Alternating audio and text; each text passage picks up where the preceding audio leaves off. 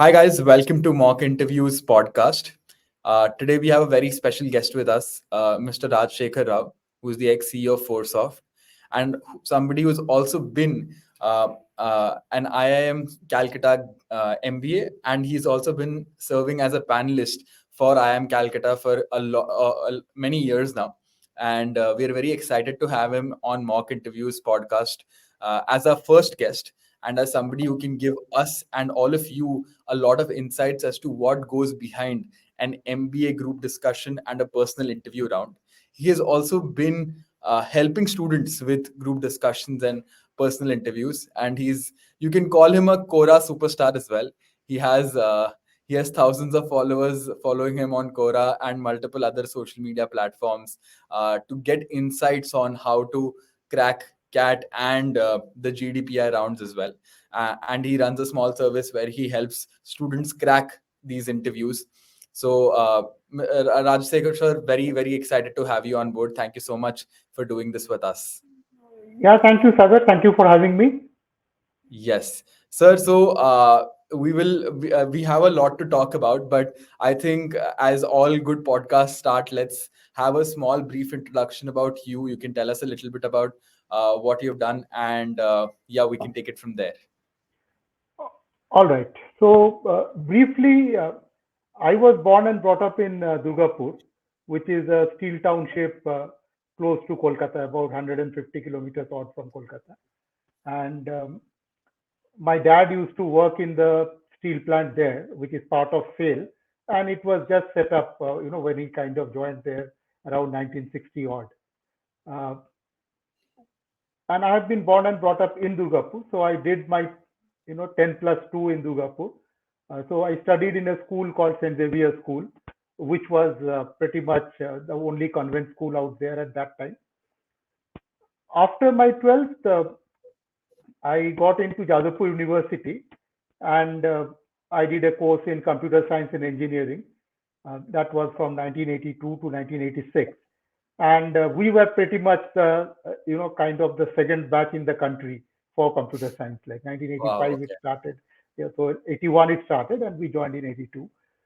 Right. And thereafter, I mean, I almost immediately got into the MBA. So 86 I finished my engineering, and within about 15 days or so I was in IIM Calcutta.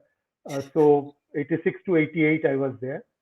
And then, of course, I had been working. So I worked for a total period of about, I would say, formally in terms of job roles, about 27 odd years.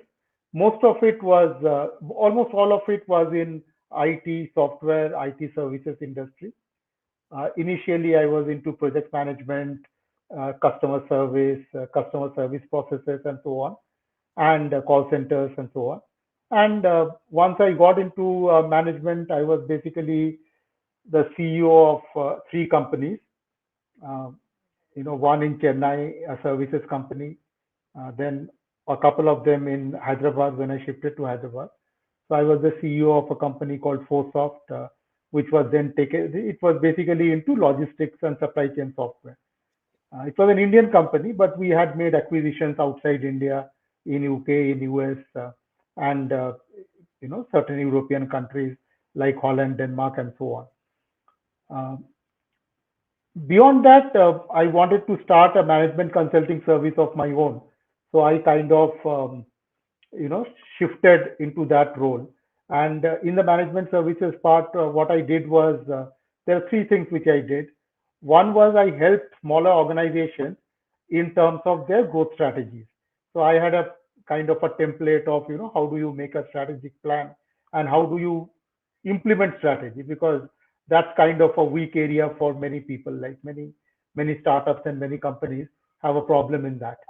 So I was associated with a few companies and I helped them grow beyond what they were doing to kind of make the leap to the next stage and so on. This is something which B school education has been something which I have been very intimately associated with. I would say, in the sense that uh, you know uh, my children, of course, they are engineers. They are from BITS Hyderabad and BITS Goa. respectively. Oh, wow. And my daughter is also done her MBA from XLRI. So Oh, nice. she did it in 2016 to 2018, practically 30 years after I did mine. And Yeah. my son also got into a couple of good colleges, but he wanted to work for some time. So he got into IIM Kozhikode, IIM Indore, and all that, but he didn't want to take those up. He might do an MBA this year, in fact, like he's taken CAT and all that, so he may be doing it this year if he gets a suitable college. Uh, Right. Otherwise, I have been. I started, when my son was trying for his first year CAT. I actually started a small program, which was essentially to help people who had got into the interview stage, how to take them forward. So initially, I did it for only very few people. I started thinking that I'll do it for only 10 people. But then I got a lot of requests that year and I could not say no to most of the people. So ultimately, I ended up with 60 odd people, and Correct. which was rather sobering kind of thing, because in those days we were doing something like 10 interviews per person, so you can multiply that with 60, so 60 into 10 Yeah. was 600 odd interviews, and I was the only Yeah. guy doing it. Like, I didn't actually, this is not something that I delegate. I don't want, I mean, of course Yeah. you have to delegate after some point, I suppose, but at that point of time, and even today for that matter, I do it on my own. So last 5 years, if you think that, I've probably mentored around 600 people directly. Not 600, 300 people directly. Every year, around 60 people. And it's difficult to, keep track of exact things over all 300 people. But I would say that the success rate in them getting a good college is probably 90% plus. Oh, I mean, wow. almost everybody gets a college, but Yeah. 90% probably get a good college. I mean, what they would be Correct. happy with. Like 10% probably, are not entirely happy with the college that they get. Some of them take it up, some of them don't take it up. But Yeah. that's been the journey. And Yeah. other than that, obviously, whatever I write in Quora or any other platform, that content is obviously free. I mean, there's nothing Yeah. that's not charged in any manner. And Right. other than my formal mentoring program, I also have a program for training people on CAT itself, like CAT and Correct. that and other things. That's a much smaller program because I can't do so much of it, like, maybe around 20, 30 people per year. That's what I try to do. Yeah. Right. No, that's great. Thank you so much, sir, for that wonderful introduction. One thing that stood out in the entire introduction is you are a part of the infamous gem category that people absolutely hate being into in general engineering and male, and you still made it to IIM Calcutta. But because ever since we've been building a product for the MBA category, a lot of people have been telling us about this gem category and not wanting to be in that category.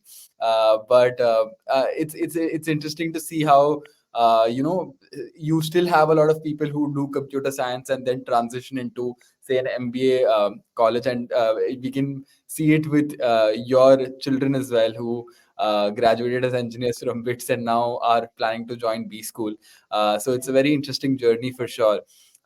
Sir, and my next segment that we want to sort of take this conversation into is your MBA days. We want to before we get into tricks and tips. Before we get into any of that, I also want to talk about your days at IIM Calcutta. How was MBA for you? And what was your perspective when you were joining MBA directly from your engineering college? And yeah, just walk us through your journey at IIM Calcutta. All right. So, I didn't really think that I would do an MBA. I mean, when I was in my third year of college, we all were actually thinking about doing an MS in the US and taking GRE and all that, which most Correct. of us did. I mean, most of us meaning most of the people in the computer science batch, some people from the electronics batch. And what happened was, I actually got admits from two universities. Like one was Mhm. Clemson and the other one was Cornell. Now Oh, Clemson was lesser known, but Cornell is of course very well known. Uh, yeah. but at that point of time, due to the situation in terms of how much money it would cost, etc. And those days, obviously, you didn't have availability of loans or something, or even the general economic well-being of families like us was not at that level. So it was practically very difficult to actually go to the US. Not that it could not have been done, but it would have involved a great deal of difficulty. Yeah. So then when we looked at it, I saw that, okay, this option was there. And then once I started looking at it, I was a good speaker. I mean, I was very good in communication, in debates, in quizzes, and so on. And the general feeling in those days, I mean, that's not entirely true, but the general feeling in those days was that, okay, if you can speak well and all, you should actually do an MBA and that kind of thing. So that's what got it thinking. But and then I took the test and all, and two very interesting things about the test. Like I know we talk about so much coaching nowadays and so on. The only coaching, not even coaching, the only preparation I did was there was one guidebook which I bought for CAT like in those days. I still remember it cost me some 22 rupees or something.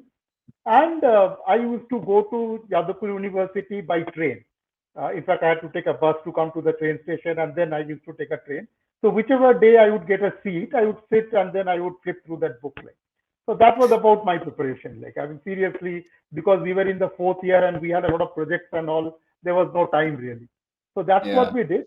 But in those days, CAT was really completely an aptitude test. I mean, if you had good aptitude, you could kind of just go there, sit there, and hope that it'll work out. And that's what happened. Like, I mean, we had some 240 odd questions in about 120 minutes or something. Okay. And Correct. in one particular, and we had seven different sections. Those days we had these booklets, and each of the sections had a different color. So, like when you are on the blue color, you cannot go to the pink color, for example. So the invigilators would run around and see that everybody had the same color. Like, so Yeah. that's a very very interesting test. And Yeah. even more interesting is that just 2 3 days before the test, I realized that I didn't have my admit card, and then I figured out that everybody else had got theirs. I was the only one who didn't get it. Like, so I took a trip to IIM Calcutta, and I moved heaven and earth, and I kind of sat there in their administration and told them that, look, I'm not moving. Like, you do something about it. So Yeah. finally, they said that yes, your center is here, but your admit card has got lost in post and all. We can't get a duplicate. What you do is you go there in the morning of the test and request the invigilator and professors that to please let you see do the test. Like, so finally, they let me sit. Like, I mean, otherwise it was a Wow. very difficult thing. I And don't think then there'd be that kind in 2023 or 2024. no, no. Now, of course, it's all electronic, so we won't have Yeah. that kind of a problem. But Yeah. but to cut a long story short, I did quite well in the test, and finally, this time when the call letter came, and that time actually it was a letter by post. This time, fortunately, it landed up. Like, I didn't lose the call letter, unlike the admit card. So I went Yeah. for the interview. Interview was great. Like, I mean, we had a GD and an interview now. And that time we had a GD. Nowadays we don't have a GD. We have a written Right. ability test and interview. Correct. So it was quite good. I mean, in fact, I still remember, we had some 9 people in our group in the GD panel, and 4 of us were from Jadavpur University, 2 were from Presidency College, Kolkata, and Yeah. 3 were from IIT Kharagpur. So Oh, wow. these were the 3 places. Like, I mean, most of the people from Bengal used to be from these places only. So Yeah, absolutely. I think and that's a great story. And so, do you by any chance remember your group discussion topic? What was the yeah, yeah, topic? Yeah. yeah. I think the group discussion topic was the usage of English as a medium of education in as a medium of higher education, not education, as a medium of higher education perpetuates social inequality. Oh, wow. That's still so relevant in 2023 and 24 as well. Mm. So and it's so fascinating that you still remember the Yeah. topic. And but no, that's actually great, and it's a great segue, sir. What do you think in 23? What do you think of English language as a medium, and does it perpetuate social inequality, especially when English has become so much more prominent now? Uh, It actually does, because when I train some people for CAT, not that I train too many people, but the few that I do, there are people who come from the vernacular medium, and mhm. they find it greatly difficult to navigate the VARC section of CAT. Yeah, Whereas, of course, see, nowadays, of course, many people are from English medium. Like previously, in the time that we were talking about 20, 30 years back, it was much fewer. But even yeah, now, people who don't have that advantage generally struggle. I mean, struggle. Yeah, it's easy to, because it's easier to teach skills like math. It is much yeah, more difficult to teach English like that. Like, especially right. when you are because the way, for example, CAT is, like, if you are looking at the reading comprehension, you really have to comprehend the passage in order to Yeah, be able to answer questions. I mean, just reading the language won't help. Like, yeah, so yeah, it is a challenge. I mean, I think people who are not into English, it is a challenge for them. yeah. um, No, I even completely agree. And people. Mm. yeah, and I think Yeah, it's also not just the English. It's not just being in an English medium school now. It's also the social circles that you're around, and how much of English do you actually get exposed to. Be it pop culture. In the age of the internet, it's also about what kind of songs you're listening to, what kind of pop culture are you consuming. Are you consuming predominantly a vernacular language? Are you consuming English? And that's dictates so much of how you communicate, and the confidence that you're able to gain in a language like English. And this is something I've seen around my peers as well. So it's interesting how, see, the internet as a medium, or like television previously or radio previously, must have also dictated, because I still remember a lot of people telling me that a lot of people picked up English through cricket commentary on radio. Like that's how they learned a lot of English, and they learned how to pronounce and enunciate words. So yeah, these mediums really do dictate how language sort of perpetuates across the country as well. absolutely. And in fact, see, this is also the way you are encouraging people to speak in English. Like, for Yeah, example, when I was the CEO of a company in Chennai, now we obviously had customers who were from US, Japan, and everywhere. So our business was done in English. But within the company, because most of the people were from Chennai, so anything which was there, people would speak in Tamil to each other. yeah, So then I correct. had a great deal of difficulty, and it was a very unpopular decision. But I told that, look, when you are in office, you have to speak in English. Okay. I Yeah, mean, if you are having lunch with your friends, then it's okay. Then you speak in Tamil. But when you are inside the office, if you are asking one guy that, okay, can you pass me the form or something, you cannot say yeah, that in Tamil. Like, you have to absolutely, say that in English. And absolutely. so as I said, many people were not happy initially. But over a period of something like only 3 to 6 months, their English improved dramatically. And then they, Yeah, they didn't want to speak in Tamil when they were in office. I mean, because initially people had a fear that they'll probably yeah, not be able to do it, or it'll look funny or something like that. But once yeah, they got into it, see, once you realize that you have to do something, the human abilities are quite legendary. I mean, once absolutely, any absolutely. human being realizes that there isn't any way but to do this, then they Yeah. would go ahead and do that. Like, Yeah, and I think practice is key when it comes to language learning. The more you're exposed to the language, and the more you're forced to actually communicate in that language, the better you get. And it is something that people with who are preparing for interviews also realize, especially if you've not been exposed to the language a lot.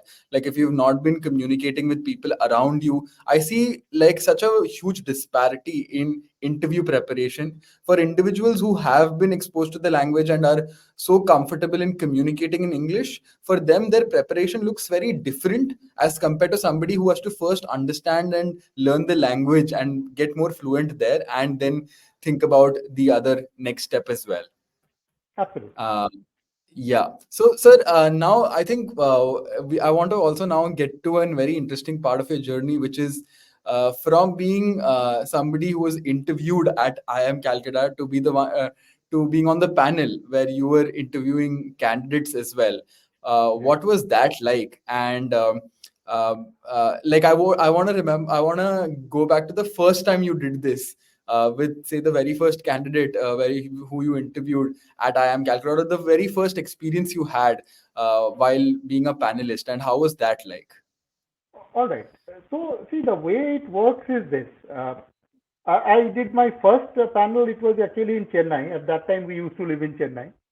So, see, the way it works is that when the interviews happen, there is a panel from IIM Calcutta that there are several panels, but any particular panel would go to a few cities.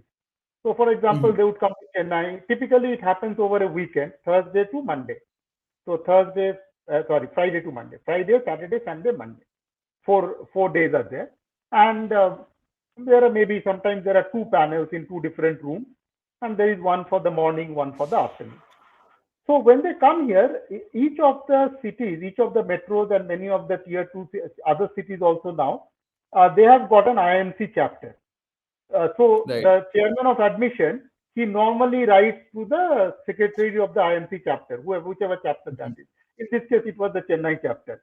And Right. it so happened that, at that point of time, like I knew the secretary quite well. So when he got to, when he, got that communication that, okay, we are doing this at such and such date, can some of the alumni be available? So then we were having a meeting in the evening. So he told some of us that, okay, this has come. So what do we do like? So then there itself we fixed that, okay, we will, one of us would be available in one slot and so on and so forth. So Correct. it was normally in the weekend. So weekends we can manage fairly easily. Some people were able to manage the weekdays also. Right. So that's how it started. And see, typically there are three panel members.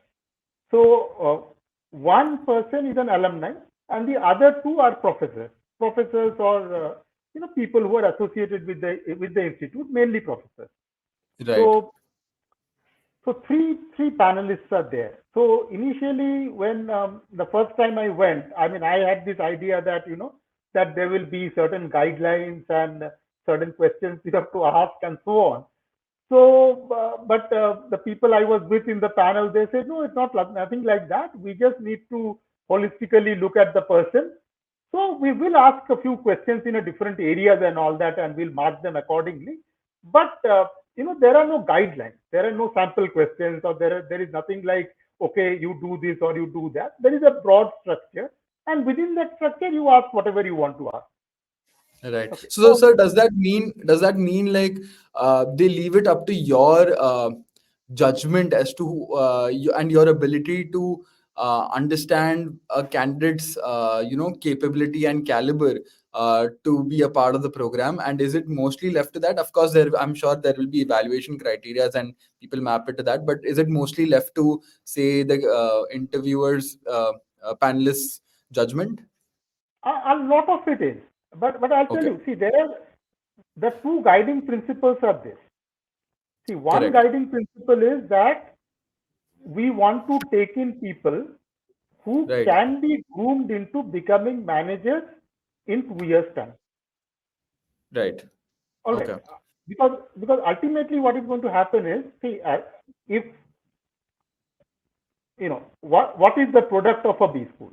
The product of a B school is essentially the success of the student.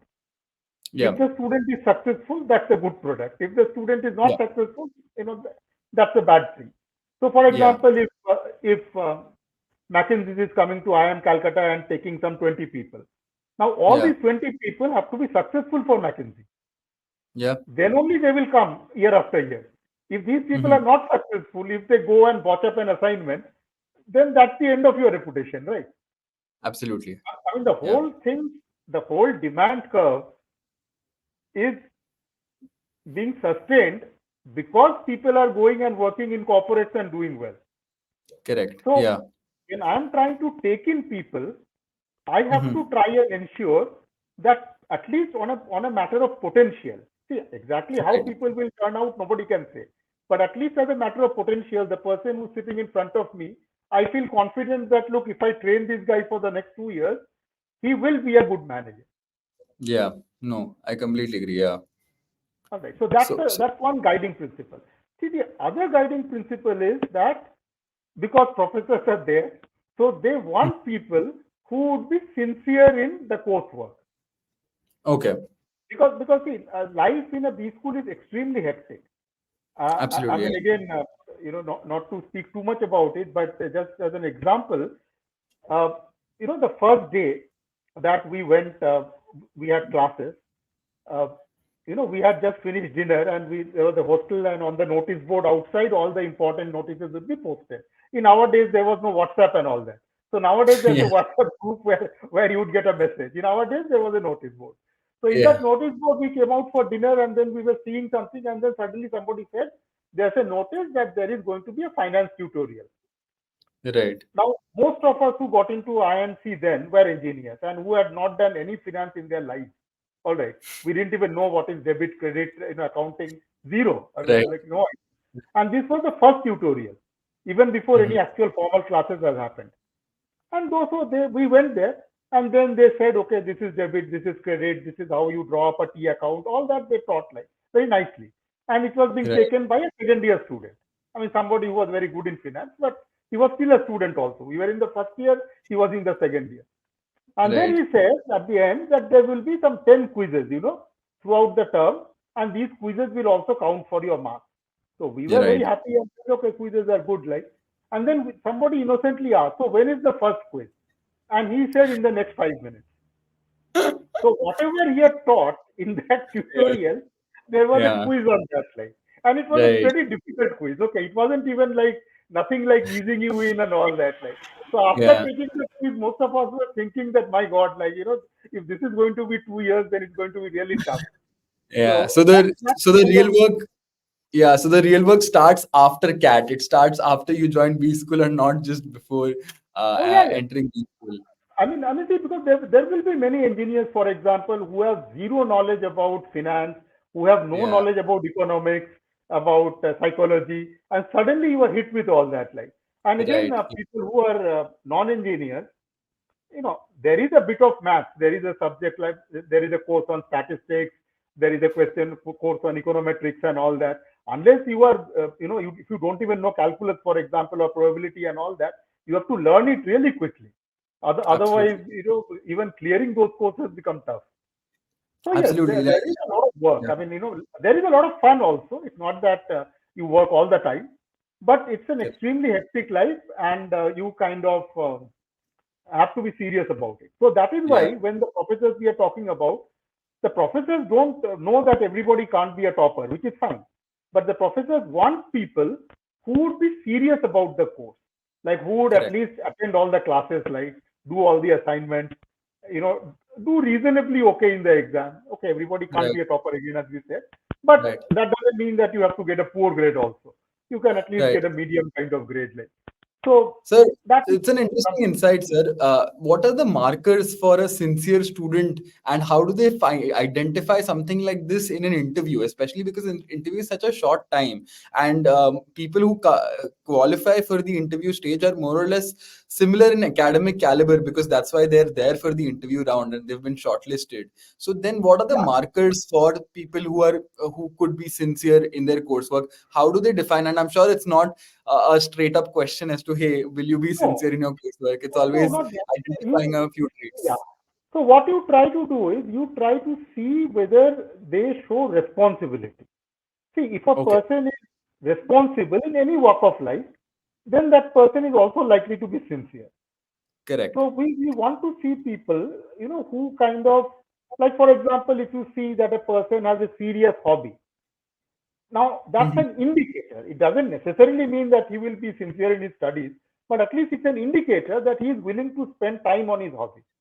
And Absolutely. he's trying to become good at it. Like, Yeah. on the other hand, if you see a person who says that, look, I'm very interested in cricket, but he hardly knows anything about cricket, then Hmm. you feel that, look, I mean, he is just saying something because he wants to say it. Like, it's not something that he actually does. Like, Yeah. No, correct, correct. I think that's a very brilliant marker. I think very few MBA candidates understand that these questions are essentially all of you in the panel trying to understand if you are responsible and different such markers. So people watching this, if you are stating a hobby, ensure that you're serious about it. Otherwise, it might play negatively into your entire interview. Sir, but now since you've done an MBA, you did an MBA from IIM Calcutta a few decades ago.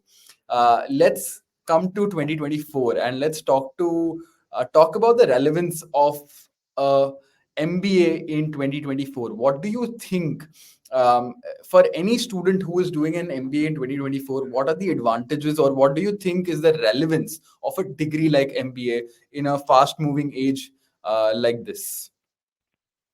Okay, see, I think the relevance, if anything, I would say has probably increased because, Okay. especially in a country like India. See, because when we did an MBA, it was basically that the country needed a lot more managers, and IIMs were seen as the one institution which were going to kind of provide these managers and all that. The numbers were very less those days, obviously. Now, obviously, as the need of managers have increased, so the numbers have increased. But more than that, uh, the kind of professions we have today, like for example, when we talk of management consulting. Now, management consulting is an area where it is very important to be an MBA because you need to understand the different functions of an organization and what is the interplay between them. Right. Now, this was like when we graduated, there wasn't anything like, management consulting at that point in time. There were some consulting organizations, small ones, like, Mhm. at that time, we had some, homegrown ones like SB Moria was there, Anderson was there, but very few. Like Correct. uh, now, of course, like there are many, and many of them are, uh, not necessarily Indian organizations, but they are in India, and even the whole IT industry, because the kind Yeah. of IT services we were talking about, that was again on a very small scale. Maybe there was one large, railway software project or one large passport project or something, but most of them were pretty small kind of applications. So now what Right. has happened is, you know, uh, we need to manage large projects. So project management, especially on the software front, has become Right. a huge thing. Like account management, there are many accounts which are like multi-million dollar accounts and which have to be like managed, not only from a viewpoint of doing the work, which is fine, but also like customer management, also like things like quality management, project management. All these things have come up. And Right. while some of them are, of course, engineering subjects, like you can say project management is largely engineering, but your ability to knowing the MBA and all, then this whole area of supply chain management, which we Correct. never, I mean, we had it in a very, very limited amount of way, like maybe 15, 20 years back. Now Yeah. that's the one thing that kind of drives the entire manufacturing. So Right. that's why I would say that there is a lot of things which are there. Uh, the So, and, specialization is much more because we sir, are talking about people in yeah. finance. In yeah, go ahead. No, sir. I just wanted to double click on your point on being able to manage a multi-million dollar projects and projects that are high in scale. This requires a trait of you being gone through academic rigor. And do you think MBA is not just about the subjects that are being taught in MBA school, but it's also about people who have gone through the academic rigor of it's also why people explain that why people tend to trust a student who has gone to an IIT, then an IIM, and it's not for the subjects that have been taught there, but the academic rigor that they must have gone through to successfully complete those programs. So, do you think academic rigor as a function of B school is something that these companies look for when they come to hire in premier schools like IIMs and ISBs? Academic rigor is one thing because obviously you want people who would be able to assess a particular situation and act accordingly. Correct. So, like for example, if you are saying that like in an IIM normally you have these terms. So each term is basically 3 months. Right. And in these 3 months, you have to do some 6 subjects, 7 subjects, or something like that. And you will also have to do a lot of projects and assignments. You will also have to do a lot of case study presentations, and so on and so forth. Plus, you are also worried about your placements. You are worried about having parties. You are worried about so many people, so many birthdays. You want to celebrate each one of them. So so essentially, what happens is that you need to become a great time manager. If Yeah. you are not able to manage your time, Correct. a B school is the wrong place for you, and a top end B school like a top six IIM or something is absolutely impossible to do unless you are able to manage your time well. Right. So, many people find it very difficult because in the first few days you come in, you would probably see that there's no time to do anything at all, like because Right. there's so much to do. But Correct. over a period of time, you acclimatize. So when the Right. companies are coming and looking, see, they are looking at two things. One Right. thing is that at least for the general category people, you know that they have come through a very, very tough competition. Yeah. Like IIM Absolutely. Kolkata this time, I was just talking to a few people and some people I'm mentoring actually. Uh, the cutoff for the general category was 99.79 percentile. Yeah. All right. So which basically means that I mean, 99.79 is like the highest it has ever been in life. I mean, Yeah. till last year it used to be around 99.65, but Yeah. 99.79 is on a different scale altogether. Yeah. So that Yeah. basically, so if I am going to IIM Calcutta today, I know that look, if a general category person has been able to get that kind of a score, I Yeah. definitely don't need to ask him about his academic subjects because he will be okay in it. Like I Yeah. mean, he is of that caliber. But what I want to know from him is that how organized is he? Is he Mm-hmm. able to manage stress? Correct. Like if there is a complex customer situation, Mm-hmm. then does he have the soft skills to manage the customer? So Correct. these are the things that I would want to know if I am interviewing somebody for recruitment, recruiting into my company. I would want to know these kind of things. Absolutely. I don't have a doubt about his ability to do things. I know that he'll Right. be able to do things. Like, Right. So, this is a great segue to my next question, which is essentially about soft skills. yeah, And since we are talking about, say, group discussions or like personal interviews as well, how much of weightage is given to, say, individual's ability to communicate with conviction? And I know interviews are just a function about being able to test your communication skills, but I would love to know from a panelist, what are the conversations you have with your fellow panelists when a candidate has come, and what is the conversations you have around soft skills? I would really love to understand a panelist's perspective and POV on this. yeah. See, one very important thing which is there is that communication is very important, but we do not look for flamboyance. We don't necessarily want people who speak great English. If they speak great English, it's good. I mean, I'm not saying it's not good, but that is not the benchmark. See, Correct. first thing which is very important is we want people who are honest. We are very, very uh, wary of people if we realize that they are saying something, but it is not being said completely honestly. Okay. That is again a red flag. I mean, that's a Right. serious red flag because the moment I realize that somebody is not being honest, because that's an integrity issue. I Right. don't want to take anybody. I mean, in my institute or at least my alma mater, whatever whichever way you look at it, who is not having integrity. Integrity Right. is very important. So, like for example, many people fake extracurricular activities because they feel that if they don't fill up extracurricular activities in the form, then the panel will reject them, which is Yeah. very far from the truth. Okay, if you don't like, I'll give you one more example. This actually happened in an interview. One person said that yes, I mean I'm very fond of badminton. I don't play at a very good level and all, but I play regularly and all, and I have participated in school, college tournaments and all. Good. So then I asked him a very simple question, which incidentally many people don't know. So I asked him, okay, so how many points are there in a badminton game? Previously it used to be 15, nowadays it's 21.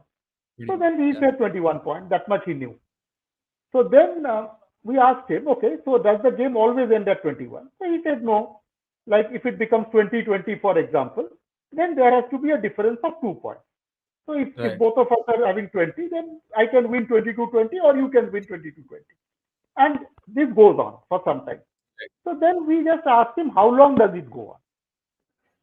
And he said that it will go on, like, it will completely go on. And then we asked Right. him twice or thrice, are you sure? And he continued to say that. Now, the thing is that in badminton, when you reach a score of 29-29, then the next point is the final point. So, Oh, if you at all have reached a score of 29 all, then 30th point is the final point. Whoever gets the 30th point wins. Like. right. Now, I don't expect everybody to know this, but Yeah. somebody who's playing badminton for years has to know Right. this. So this Yeah. immediately meant that he did not play badminton for years. Like, but so there was no need for him to say that he did. I mean, even if he said that I just play badminton with my sister at my backyard, that was good enough. Like, I mean, we were not judging him on that. Like, but Right. once we knew that that was it, then obviously we couldn't take him in after that. Correct. Okay. Though And he was very good otherwise. so, do you think such small details could also be like immediate deal breakers for panelists where they're like, okay, if there is even a whiff of integrity issue, we will. And is this common across all B schools? Like, since I know you Yeah. have done IMC, but is this Yeah. common across See, all B schools? definitely in the top B schools, at least in the top six IIMs, it would be common. See, the rest of Correct. the IIMs, like the new and baby IIMs, they call literally thousands of people. So they don't have time. See, we Right. at least have some 20-30 minutes to evaluate a person. Right. Maybe sometimes we have to cut it down to 15, but at least we have some time. But Right. in the new and baby IIMs, first of all, it is normally nowadays it's an online interview. And not only Correct. an online interview, it is probably for some 7 minutes or 10 minutes. So Right. there you are Yeah. just asking some rapid fire questions and that's about it. Like, Yeah. but in the older IIMs, yes. I mean, you do want to see again, and you also need exclusivity, like like inclusivity. Sorry, like there was this girl, who who was doing very well in the interview. Like she was extremely good. And then we asked her a final question. So we said that okay, so um, I mean there was some reason why Bhopal was in the news. So we asked her that okay, have you been to Bhopal and can you tell us something about it and all that.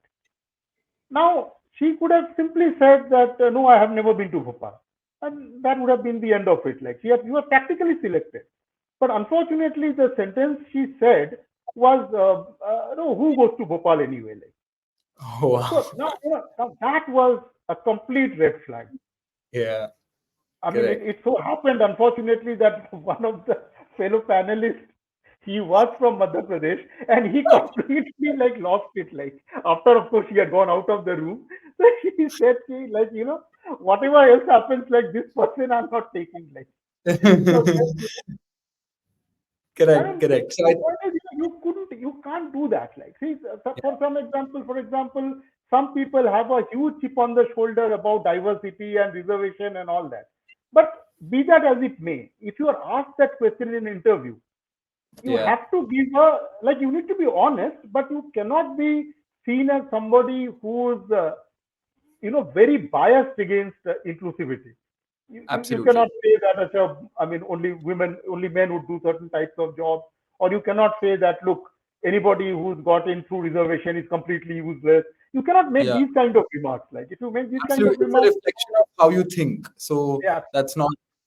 So I think it's important that interviews are looked at as that. It's a yeah, way for the panelists to understand how this candidate thinks and what are their values as an correct, individual. And if they're, because I think one really good point, since it's stuck on my mind, that regardless of you being in the world of business and things like that, honesty stands out. Like yeah, integrity is what's more important. So in an interview is essentially to understand if you're a good person, and yeah, everything else comes after. Be it your communication skills, your proficiency in English, and all of those things come after. First is, are you honest, and do you have integrity as an individual? If that's correct, then everything else can then be looked after. So I think having the foundation where you are honest and being somebody who's sincere as well, as you mentioned, truly correctly mentioned. I think those are two values that candidates can really need to double down on as individuals. And I don't think it should be performative, as you said. It should not be something that you're doing because if you're trying to perform that, it will be very clear to the panelists that you are trying, that this is an act.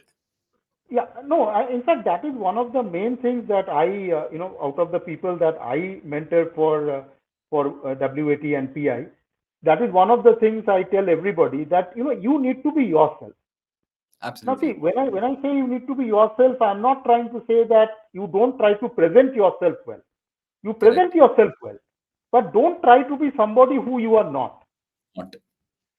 Yeah. Like for example, if I am very fond, uh, of a particular type of uh, reading and all that. Now I can talk about that. Yeah. And if I'm not fond of something else, even if the panelist is asking me, do you read anything which is non-fiction? Now, if I Mhm. don't read non-fiction, I can simply say I don't read non-fiction, but I'm a great reader of fiction, and that's Right. perfectly okay. But Yeah. the problem becomes when I think that, look, the panelist is asking me about non-fiction, so therefore, in order to impress him, I must say some names, and then if I haven't actually read those books and the panelist has, then it's a very, very dangerous kind of area to get into. Like, Absolutely. so, so, And that, so and the chances are that these panelists have read these books or have yeah, consumed this kind of content. So it's really not a great idea to lie or just like not say things that are completely true about yeah. yourself or about things you've done. And similarly, like one of the other things, for example, so if I'm in the panel, now obviously there are many people nowadays who have done a degree in computer science and who come for the interview and all that. So I mean, I ask some basic questions on data structures and all that, like very basic. I mean, not nothing very great or nothing that people should not be able to answer. But unfortunately, many of those also people say that, look, I did it in my second semester of the second year, so I have forgotten, and that is maybe 2 years, 3 years back. Now, unfortunately, if I have done it more than 30 years back and I remember it, now that answer is not going to impress me, right? I mean, Yeah. if you can't remember something very fundamental, I'm not saying that you remember every line of your books, like, but something Correct. very, very fundamental. I mean, Yeah. if you can't remember that, Right. like if an accounting person doesn't remember, how a balance sheet looks like. Now that, of Yeah. course, is a fundamental problem, right? You cannot have that. Absolutely. So Absolutely. that's the other thing that people need to be very wary of, that they need to prepare. Like, Yep. like even if you have done you have forgotten everything about your graduation, but read about your graduation, because at least Correct. the key subjects you need to read, so that at least you can give a reasonable account of yourself. Nobody is expecting you to be remembering everything from your last 4 years, or maybe last 6 years or something, but at least know something about the main subject. It's also a Similarly, function of about the, to understand if you're yeah, sincere, if you are sincere in your undergrad degree, because that could be a indicator of if you will be sincere in a coursework like. absolutely, absolutely, completely. And honestly speaking, if somebody just attends their classes regularly, I mean, we are Right. only asking that kind of questions. We are not asking questions that you have to do great research work and all that. The questions Right. we ask, if you attended the classes properly and gave the exams properly, you should be able to remember. Like, I mean, Absolutely. it's at Absolutely. that level. Correct. Sir, now my next question to you is very interesting. It's about the phrase "I don't know," and when it comes to "I don't know" in an interview, how is it perceived by a panelist? Like, because every time a student or a candidate has to say "I don't know," they're really fearful, and because they don't want to say "I don't know," they'll keep continue to say something else, which might not actually play in their favor. So, Okay. what is your take on the "I don't know" phrase for any interview question that might come to them for that matter? All right. So if it's okay with you, I would preface it with something else. Yes, sir. Absolutely. Even before we come to the I don't know part, let us first get into what is it that you do know. Okay. All right. I mean, of Okay. course, there are some things you don't Yeah. know. That everybody understands. So, what the kind of questions that are being asked in an IIM interview, you have to understand one very important thing. So, suppose you are asked about that, okay, what do you know about the union budgeting process? And every year there is a budget on 1st February. So now, this is a question which you cannot answer by I don't know. Because, Hmm. as an individual who's going to do an MBA, you have to know something about the country's business and finances and all that, something. I mean, you at least have to read a business newspaper every day, or at least that much. I mean, right. So the important thing to understand is that any subject, if you can speak about 2 minutes in a reasonably intelligent way, that is enough for most IIM interviews. Okay. Because see, as a panelist, we don't have time. We don't have time to get into great depth of a subject. Maybe we have the knowledge, but we don't have the time. And because we Right. don't have the time, if I ask you a question about the budget and you are able to tell me, okay, budgeting is basically an exercise where you are trying to, uh, figure out what kind of income and expenditure will be there next year, and we are also looking at some of these things, like how much are we going to spend on health, infrastructure, defense, XYZ. If you are able to say something reasonably intelligent for 2 minutes, Right. I will say, okay, I think you know enough about budgeting, let's move on to something else. But if Correct. you can't even talk for 10-15 seconds on that, then it's a Right. problem. So Yeah. there are two areas. See, one is there are broad areas, like like if I say, okay, what do you know about the formation of IIMs in India? I'm not expecting details from you. I'm not expecting who the first IIM chairman was and all that. But I am expecting that you would know that IIMs were formed in the early 1960s. That there was IIM Calcutta was formed first, and immediately afterward Ahmedabad was formed, and then much later other IIMs were formed, Bangalore and all that. Now that much you need to know. Correct. All right. Now that much if you don't know and you are coming to an IIM interview, then it's a problem. Like if you are Yeah. going for an Then you've IIM not done Calcutta your. interview, yeah. So what can you say? I don't know. For example, suppose I ask you, okay, yesterday there was a monetary policy. Now, do you know RBI has fixed the repo rate at what figure? Now, if you don't know that, it's a figure. I mean, it'll be 4.8%, 5.3%, whatever. If you don't know the Mhm. figure, then don't try to guess, because it's a bad idea to guess. Like, so you can say yes, Yeah. but what happened was I was caught up in something. I was not able to actually sit and go through the monetary policy, and today morning I didn't have time to read the paper. Therefore, I don't know this, like, which is perfectly okay. Correct. Correct. Okay. Right. Or if you say that I'm interested in sports, and the guy is asking you, do you know the rules of baseball? Now you can say Yeah. that, look, I don't know the rules of baseball because that is not a sport I follow, which is Correct. perfectly Correct. fine. Right? Yeah. You, So you I don't think. you don't need to feel nervous about the fact that you don't know something. At the same Yeah. point of time, there are some very basic things we need to know. Like Absolutely. sometimes what happens, if I'm doing some mock interview and I'm asking somebody, okay, tell me which are the five main rivers of South India. Now, unfortunately, Mhm. many people can't say that. And that Right. is a problem. Because all that you need to do is open an atlas and look at it for 2 hours. Like, that's about it. I Yeah. mean, if you spend Absolutely. that much time, then you will know Yeah. what are the main rivers like. It is not rocket science. Correct, correct. Sir, I think this is a great segue into our next question, which is about preparation. When it comes to, especially at this stage, is when people are starting to prepare. From the conversations I have had with a lot of these candidates, what I'm uh, trying to understand now is that a lot of these people have not had a habit of reading newspapers, have not had the habit of keeping up with the times in terms of like news and general awareness about the world. And now suddenly in these 2 months they're supposed to cram so much information about understanding about a lot of things around the world. So I'm sure, sir, you have come across such candidates as well who have not kept up with the times. Now what, like, what is there when it comes to strategy for people like these or candidates like these? What do you think is the best strategy for them, because now they're eager to learn, and they want to understand things so that they feel prepared for an interview round. So what's your general strategy for candidates like Okay, I those? will. Okay, let me. I think let me tell you what I do for the people that I train. Right. All right. I mean that will give some context to it because it's easier Correct. to explain. Yeah. Because see, all the people who are coming to me also, I mean, I don't know them personally, right? I mean, I'm only Yeah. meeting them when they come to me. I mean, I don't advertise also. So, they come to me by reading my things on Quora and all that, and then we talk, and if they're interested, then we sign up and all that. So now what is extremely important is that there are 3, 4 things. You need to first understand, what are the different dimensions of a top IIM interview. Okay. First, you need to understand that, because then your preparation can be guided towards that.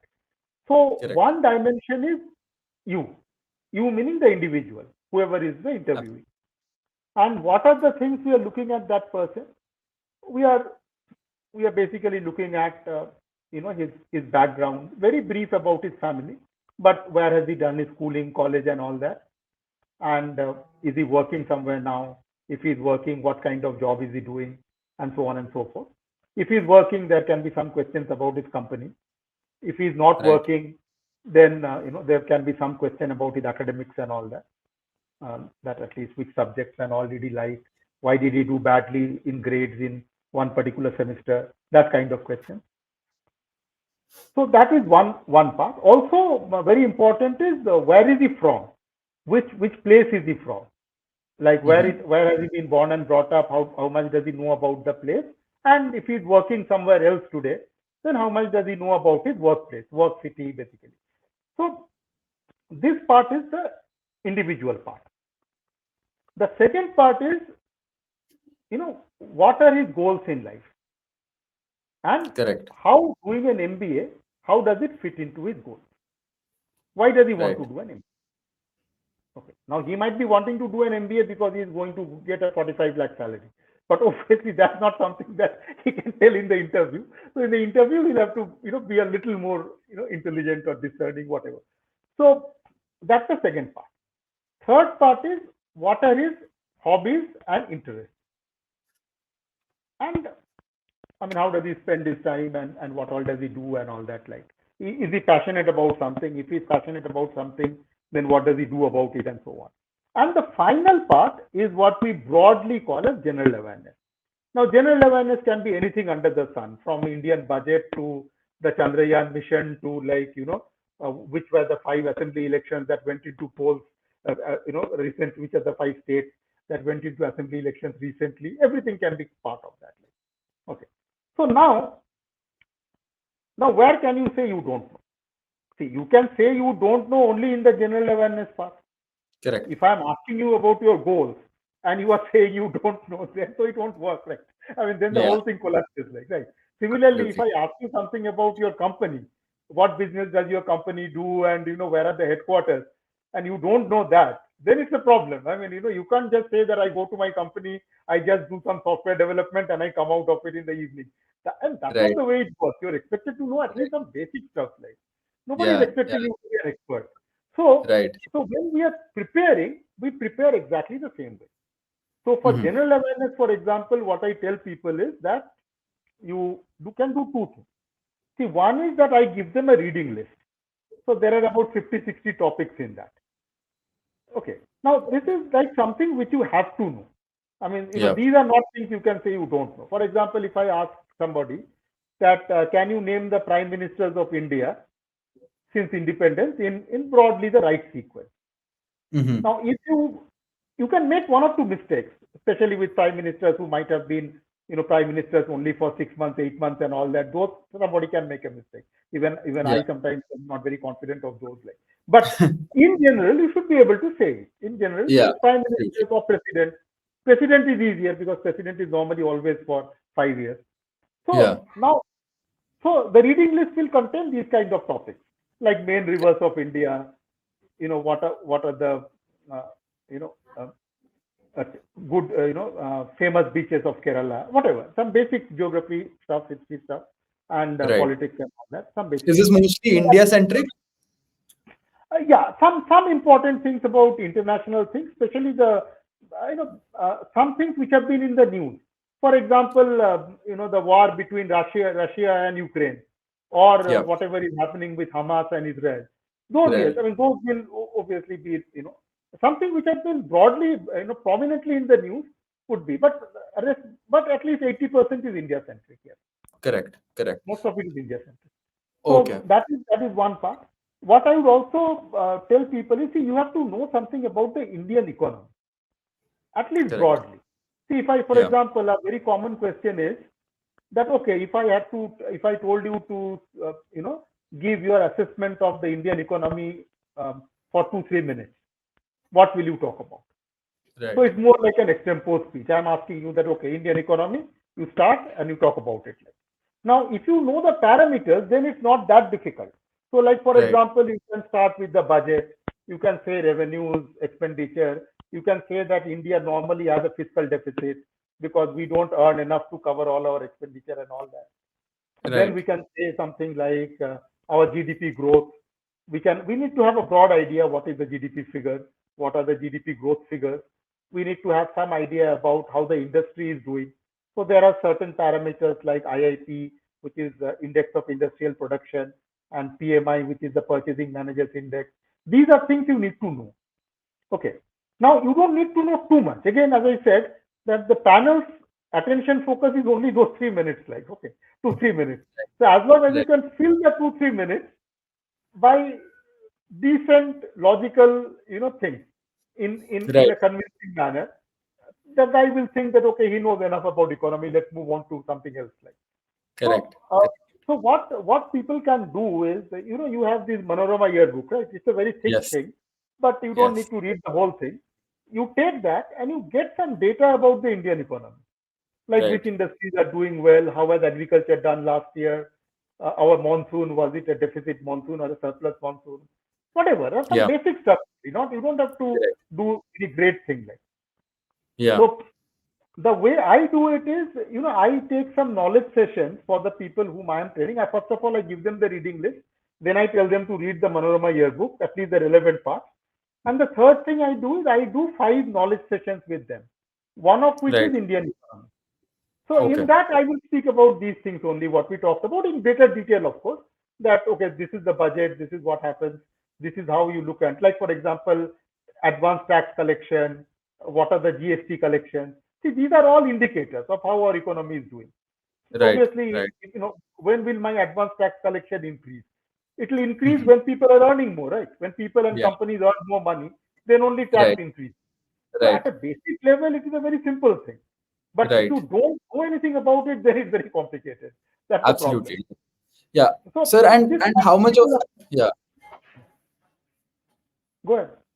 Yeah, sir, another interesting aspect that since you've been talking about preparation, how much of this has to do with facts and figures about things when it comes to general awareness, and how much of it has to do about, say, opinions? For example, like what is the candidate's opinion on this based on their background and things like that? Or do panelists only look for, oh, are they generally aware, or do they also try and assess whether this candidate has a clear opinion on what's happening around the world and what is the No, no, general macro trend? So definitely yeah. opinions are also important. Yeah. See, opinions will be asked on some contemporary happening. Correct. Opinions will not be asked of something in history or something like that.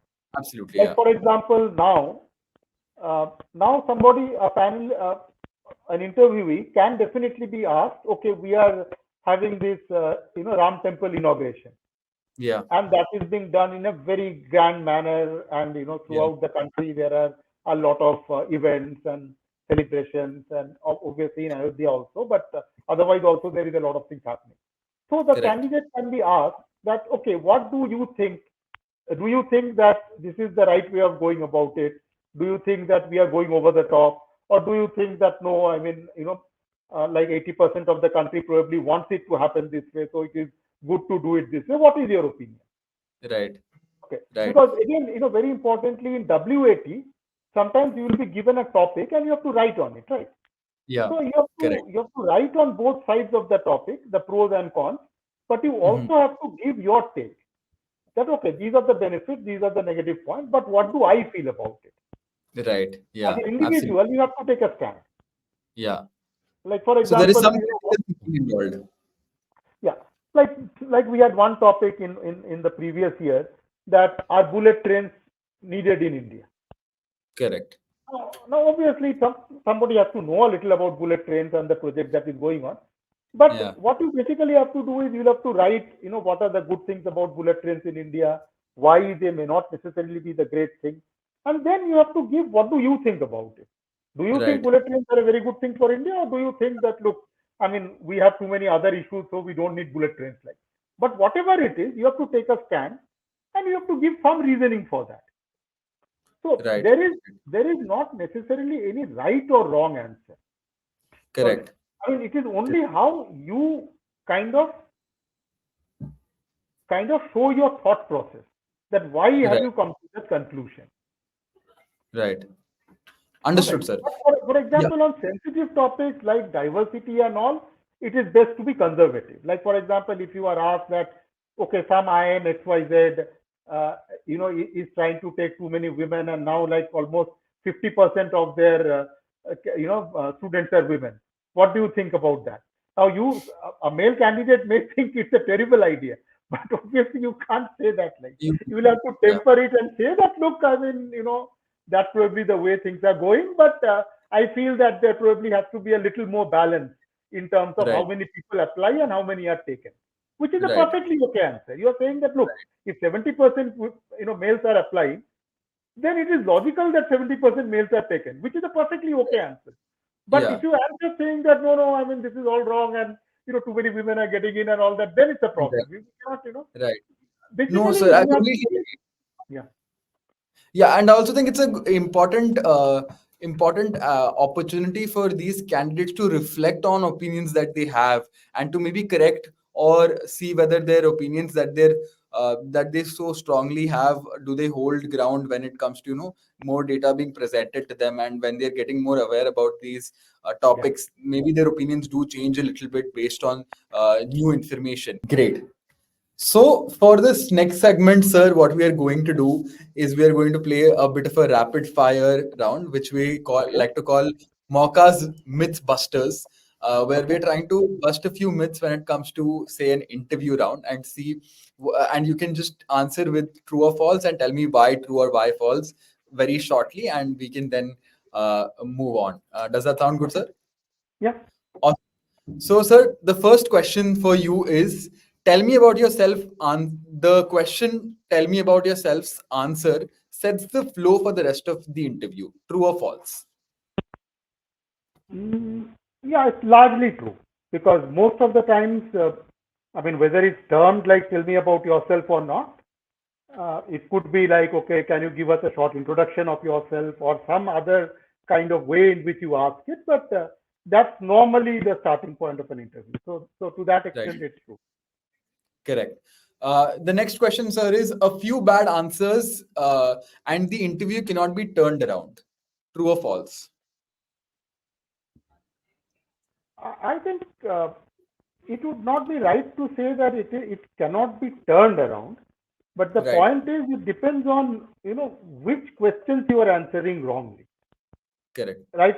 For example, suppose you have stayed in a city for throughout your life, and there is something very fundamental about that city. I ask you 2 3 questions and you don't know, or you are basically, yes, a chartered accountant, but there are some very fundamental things that you don't know about accounting or auditing. Right. Then it becomes a problem. So Correct. those kind of bad answers is a problem. Now, if you cannot say something like, okay, how much did the Chandrayaan mission cost the country? If you don't know it, you don't know it. That is not going to ruin your interview. Right. But things, like what we said about the structure, things like general awareness, if you miss out on 1 or 2 questions on that, that's perfectly fine. We are not expecting people to know all the answers to everything. I mean, Right. there are people who have roughly answered about 60 70% of the interview and who have got a good score in the PI. So Correct. it's possible. I mean, if you can't answer 1 or 2 questions in the beginning, don't get nervous and start uh, you know being unable to handle the things which you should be able to answer. Correct. Correct. So once Sir, you the haven't next been able to question. answer a question, you just have to leave it at that. Yeah. Great. Sir, the next question for you is mock interviews are critical to ace your interview prep. True or false? This is completely true because the thing is that most people, when they prepare for CAT or any other B school exam, uh, they don't understand how different the interview is. The interview has got nothing to do with your CAT preparation. Like, there is a 0% correlation, no correlation at all. So therefore, you need to be very clear as to what kind of experience are you going to have in these interviews. Unless you go through it, you will never be able to do well in that. Like, so Correct. exactly as I would say that writing some mock cat tests are required before you sit for cat and do well in it. Similarly, you probably, I mean, for a good college, you at least need to go through 3-4 good mock interviews in order to, because the first one or two you will probably not be able to answer much anyway. So you need to Right. go through some 3 or 4 so that you are prepared for that experience. Absolutely, sir. Sir, and the last myth buster for you is that reading newspapers are critical for preparing for general awareness. Reading newspapers every day is critical for preparing for the general awareness segment of an interview. True or false? This I would say is largely true. Um, but more importantly, the problem is not in reading because people, if you tell people you have to read 2 newspapers, one regular newspaper, one business newspaper, they will read it.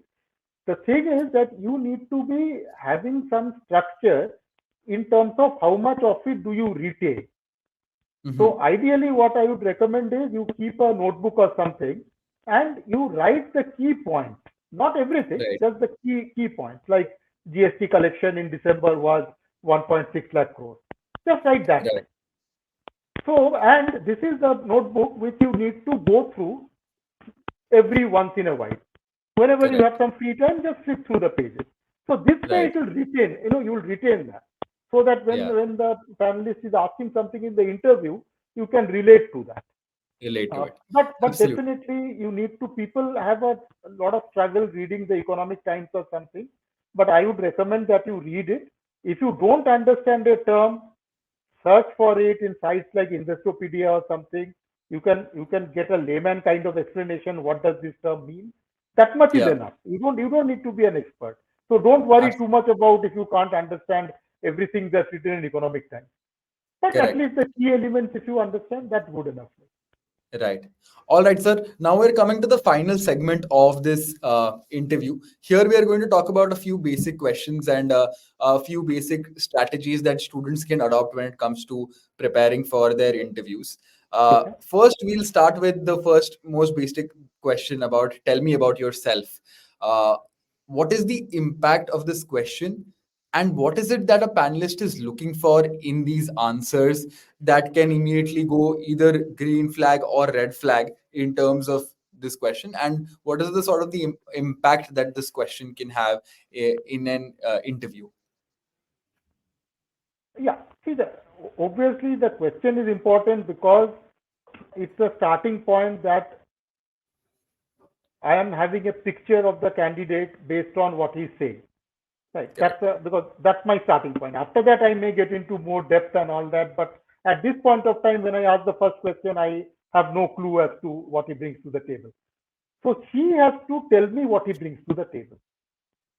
Now that cannot be only in terms of that I studied in XYZ place and I did this, I did that, I scored 10 on 10 in my 10th, 12th and all that. All that is fine. You can say that I've always been an academically brilliant student and all that is all fine. If you want to say that, say that.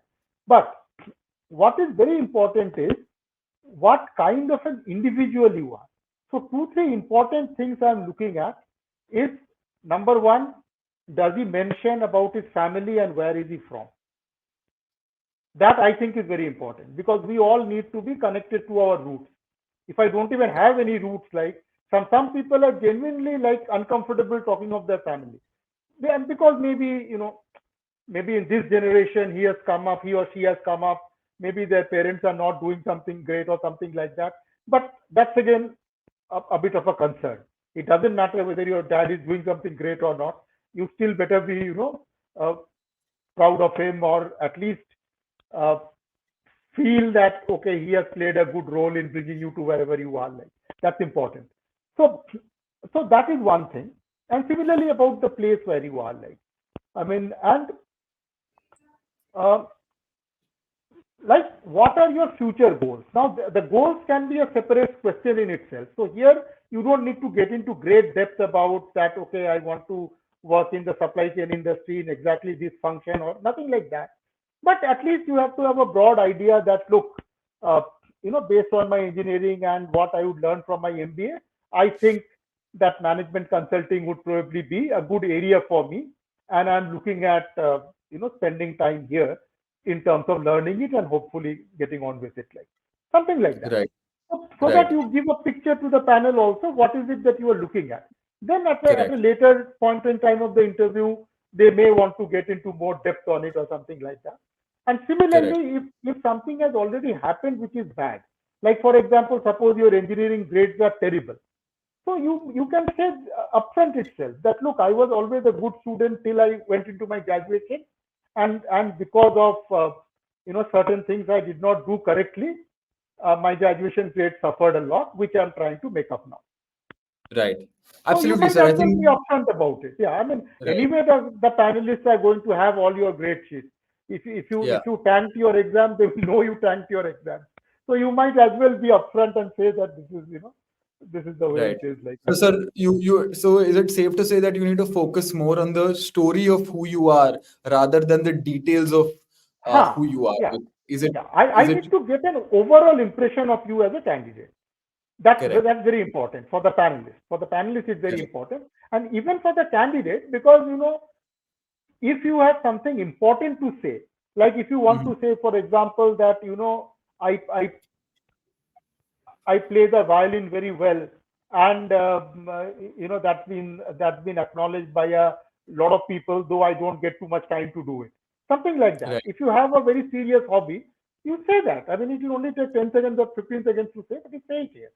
So you can talk Right. about anything that you have as a passion, anything that you Correct. are doing. If you like teaching, for example, you don't have to Mhm. be a professor in a college.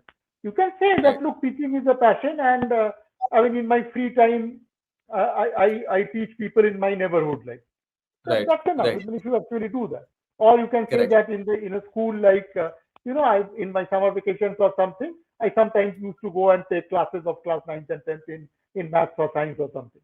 Whatever. I mean, Correct.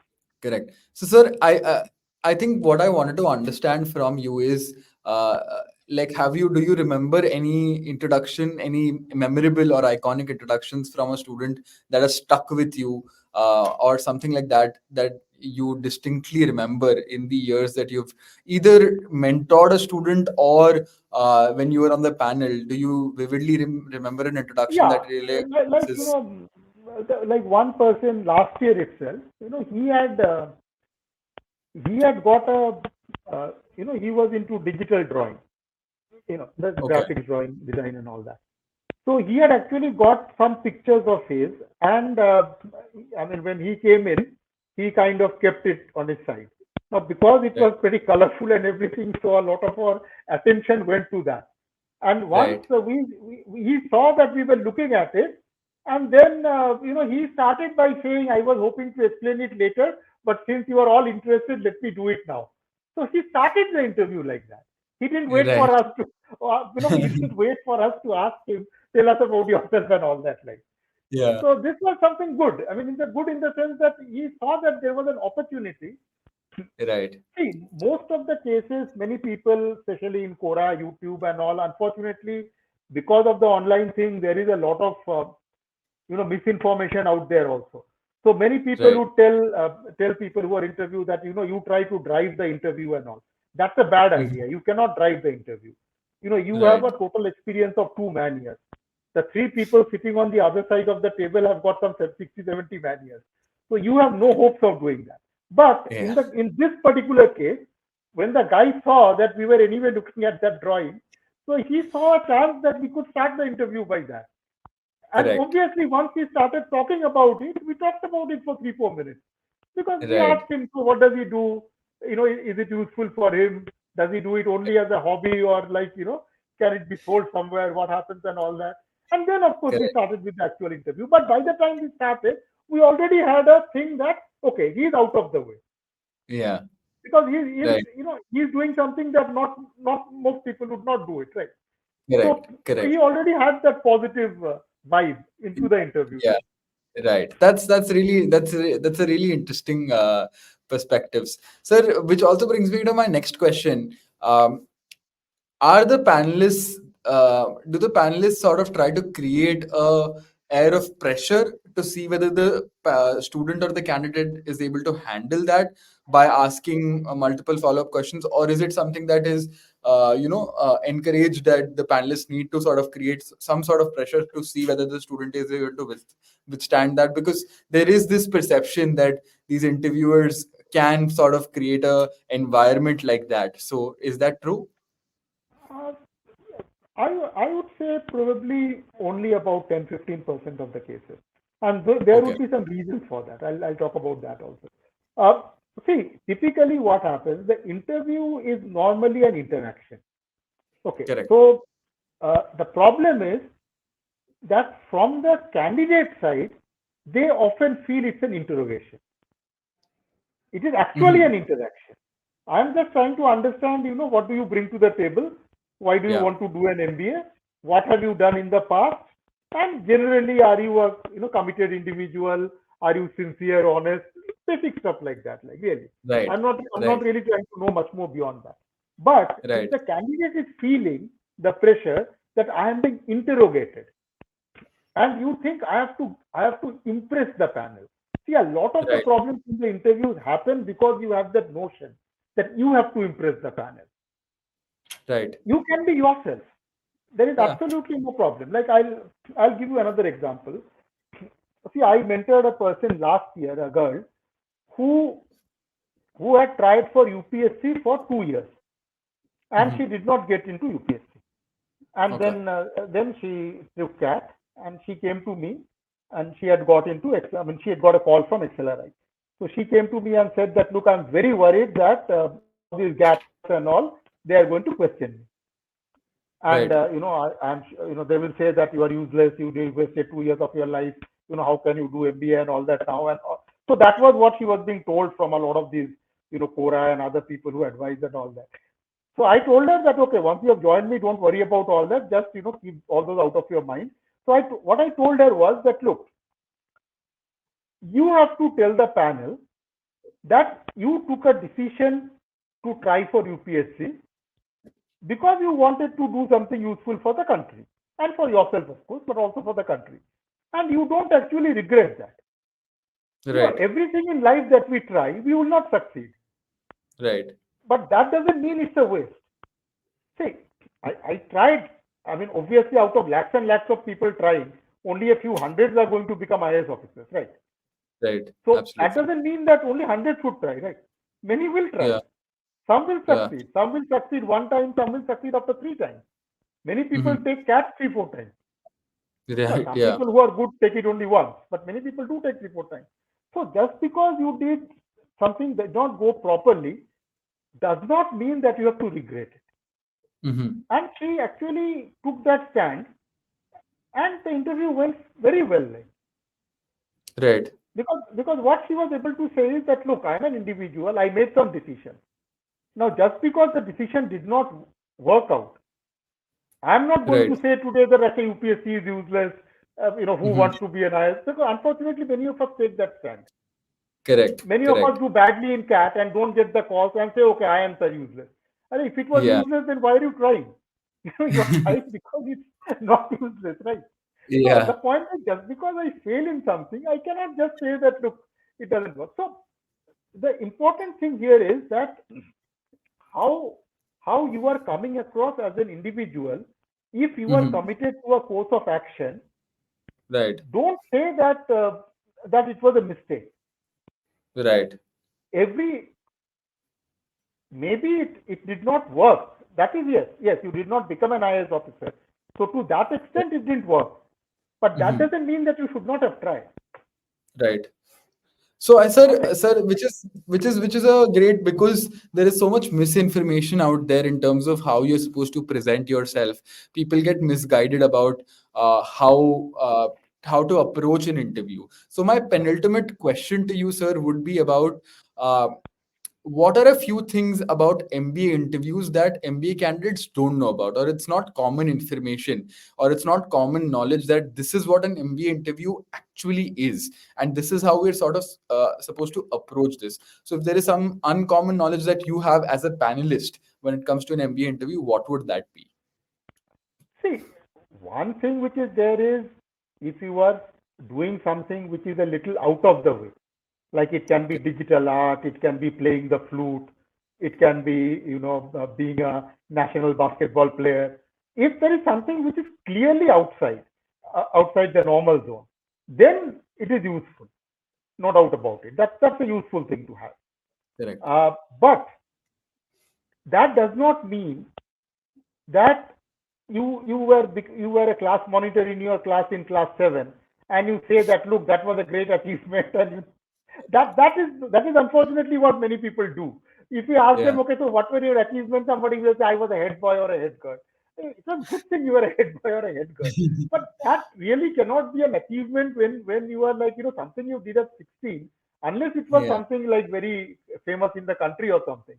You cannot say that after 7 8 years that's an achievement. Like, okay, it was an Yeah. achievement in your school, but it's not an Correct. achievement in IIM Ahmedabad or something. Because in Correct. IIM Ahmedabad, many people, out of a batch of 200, probably 150 have been head boys or head girls. Like, so, Correct. that doesn't quite Yeah. work. So I think, see, get this out of your mind that you need to impress the panel. If Mhm. you have done something naturally, like for example, if you naturally play chess very well, absolutely Right. talk about. Yeah. But don't say that, okay, because I have to talk that I play a sport, so let me just read up something on chess and let me try to say that in the interview. That's the Right. first thing that you have to avoid. Right. Because Yeah. because if you get into that danger zone where people think that you don't have integrity, then your Right. interview is pretty much over. Yeah. So that's a bad idea, right? Yeah. So among other things, what is very important is we want to see people who have a little clarity about what they are doing in life. Hmm. That doesn't mean that they have done everything correctly. Yeah. Like I was taking in the case of this IAS aspirant. Okay, she tried for it, it didn't work. Then she said, okay, what are my next best option? She thought MBA was a good thing, but she was able Hmm. to explain very clearly why she went through that sequence. Right. That is important. What is your thought Right. process? See, I would like to Absolutely. see a candidate who has a good thought process. That doesn't Correct. mean he'll be 100% successful, but Yeah. it means that whatever he's doing at that point of time, he's committed to it, which Absolutely. is great, I think which, that's a which is what we want to see. yeah. That's a great answer. I think, sir, my last question to you before we wrap this interview up is there are a couple of months left for MBA interview, like before MBA interviews start, if they start in the month of March or last week of Feb. What are a few book recommendations you have for MBA candidates? A few books that they can read, one maybe to understand themselves better, or like understand what's happening in the country. If you have a few books on the top of your mind, a few recommendations that you definitely think MBA Yeah. candidates should read, what would they be? See, one very good book would be, this book by Ramachandra Guha. Its name is India After Gandhi. Gandhi, yeah. So that basically talks about, you know, post-independence India. So, Correct. so it's a good thing to read because there can be many questions which are like, related to something in the past. And if Right. you have read that book, you don't need to, you can read it as a story. It's not Right. necessarily, you don't necessarily need to remember every fact and all that. It is It's a actually large, written like a story. yeah. Yeah. So Right. that's a Okay. good thing. I mean, this is again very basic, but if you have not read the Indian epics and all that, then you better Right. read them. You at least have Right. to have some basic knowledge about them. Not Correct. not a great knowledge, but at least fundamentally, what is the story. That much you need to Right. know. Right. Um, Okay. these two, I think, would be required. And sir, anything for the economy? Anything to understand, say, the Indian economy a little better? Anything that you have on the top of your mind? Mm, Indian economy, I would really think that the best way to go for it would be get hold of just before the budget, there is an economic survey which is Right. presented in the Yes. parliament. So Correct. that's Correct. a very good thing. And all these different websites like CNBC and all that, they come Right. up with some summary of the budget. So the Yes. budget will be on. Of course, this time we won't have a full budget because this is an It's election both year. of us, yeah. So yeah, so Election we'll year. have a vote on account. But even then, I mean, whatever the plans of the government are and all that will be there. So those presentations somebody can look at and read, like. Right. Okay. That's very important. And the day after the budget, Economic Times normally comes up with a very good edition for the budget, Yeah. and all kinds of things are there in that. That Right. you must read. That Economic Times on 2nd February, if budget is on 1st February, the 2nd February Economic Times is very important. Like. All right. Thank you so much, sir. This has You're welcome. been an incredibly insightful conversation. I have learned so much, and my favorite part of the entire podcast has to be the stories that you've peppered across the podcast, be it including your stories from IIM Calcutta to the way candidates have performed in these interviews. It's been an absolute pleasure to host you, sir, on Mocha's podcast.